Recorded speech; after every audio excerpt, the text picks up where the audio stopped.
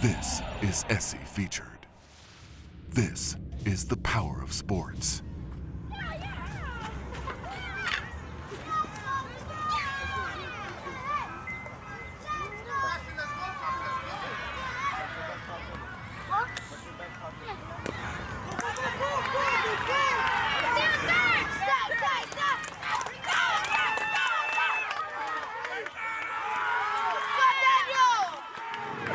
What's your name? Bo. Bo, who's on the back of your jersey? A superhero.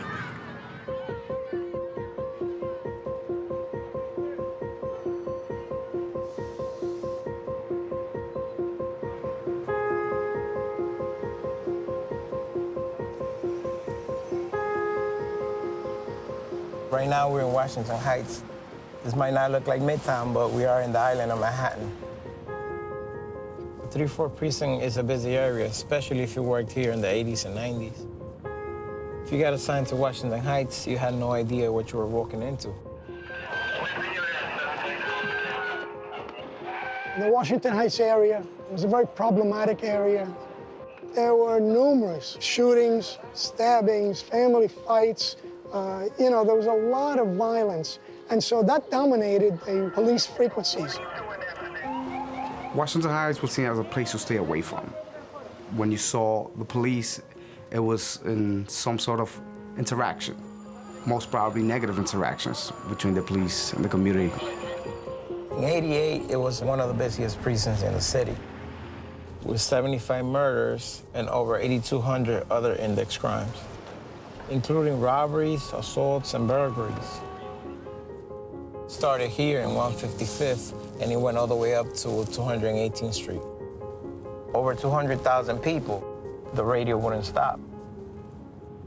When I first arrived here at the precinct, I was only 20 years old. I met Officer Busek when I first came here and I was assigned to the neighborhood stabilization unit. Mike had come here 6 months prior to my class.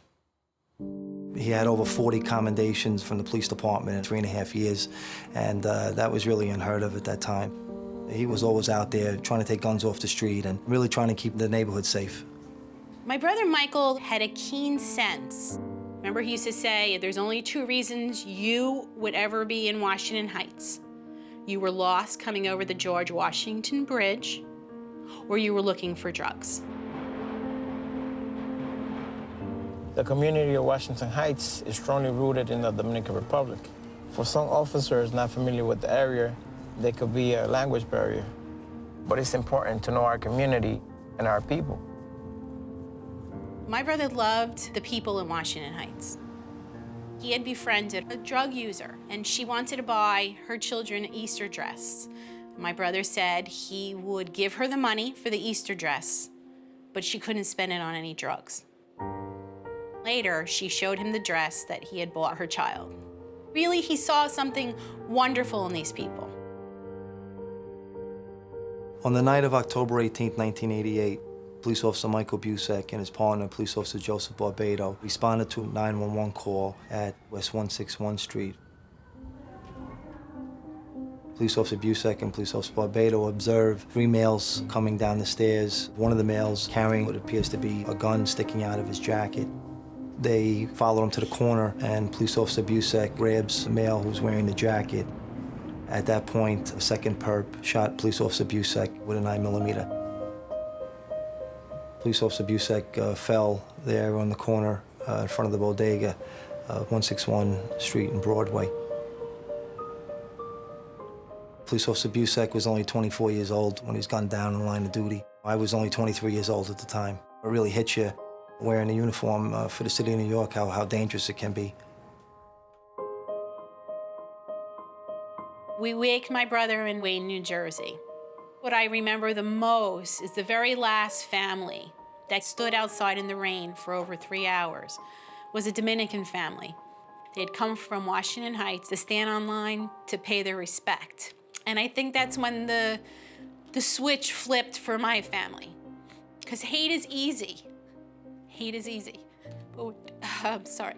But when you see a family who came out to New Jersey, we understood that what Michael saw in these people that they were good people and they deserved for their children to grow up in the right way as well.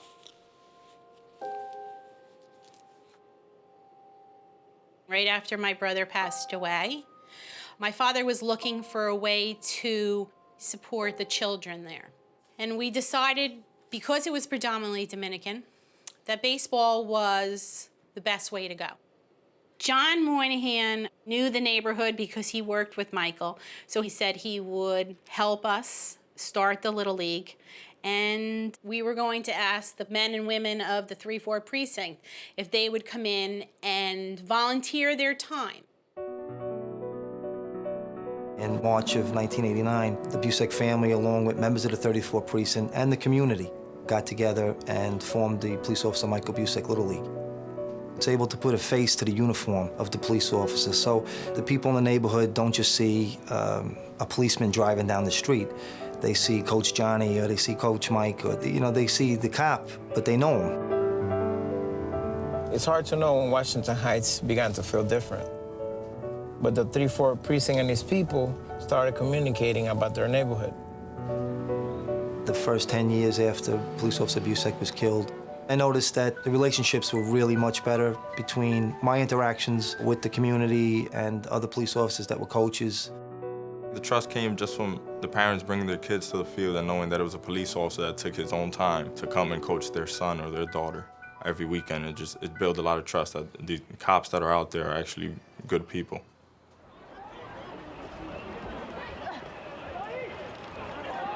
When 9/11 happened, it was really just such a shock. There was 23 NYPD policemen that were killed, 37 Port Authority police officers, and 343 firemen. The following season, in 2002, we decided to name the teams after policemen killed on the line of duty. Every team had a hero's name on the back.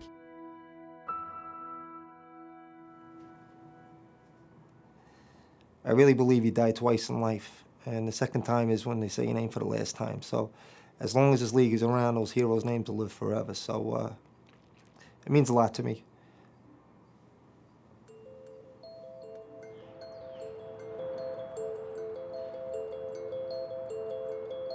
In the back of my jersey is an officer named Michael Williams, Detective Joseph Lamb, Stephen Bonanno, Police Officer Stephen Driscoll, Christopher Holban, Michael Busek. The people that we have on the back of our shirts, they represent something. When you hit a home run or you do anything for the team, you know you're doing it for that person that risked their lives to protect us. When I grow up, I want to be a police officer. When I grow up, I want to be a sergeant. When I grow up, I want to be a police officer like my mom. I'm chasing the dream of being a baseball player. However, if that doesn't work out, you never know if I turn to be a police officer like many of my coaches who also play with Johnny. Sergeant Carlos Peralta. I played third base. Officer Nelson Gomez, second baseman for the Michael Busek Little League. We have over 30 police officers in law enforcement that were former players. Sergeant Jordan Castro, center field. Officer Paul Acosta, catcher. Officer Pablo Rodriguez, right fielder. Police Officer Yancy Santana, third base. Detective Vladimir Follett, first base. Police Officer Franklin Diaz, pitcher. Officer Carlos Del Rosario at the 34th Precinct, center fielder, 1995 to 1997. There's no words to describe. When you're looking at a kid and he wants to be just like you, it is a sense of relief and a gratitude that you get when I put on this uniform. And I know I'm out there influencing the community. When we win, we learn from it. We get better, all right? We get better, you go home, you practice. When I started thinking about becoming a police officer, I was 8 years old, and it was through the interactions that I had with those great officers back in the 90s when things weren't all right. Police and the communities, it's one, we're one. I actually am a firm believer that the Police Officer Michael Busek Little League has contributed to the reduction in violence in Washington Heights. It's such an important, integral bond between the police and the community. I think when human beings treat each other like they should, only good things can happen. I don't want to say our league has something that's bottled up and special. My family was willing to come back year after year and create that trust that now exists today.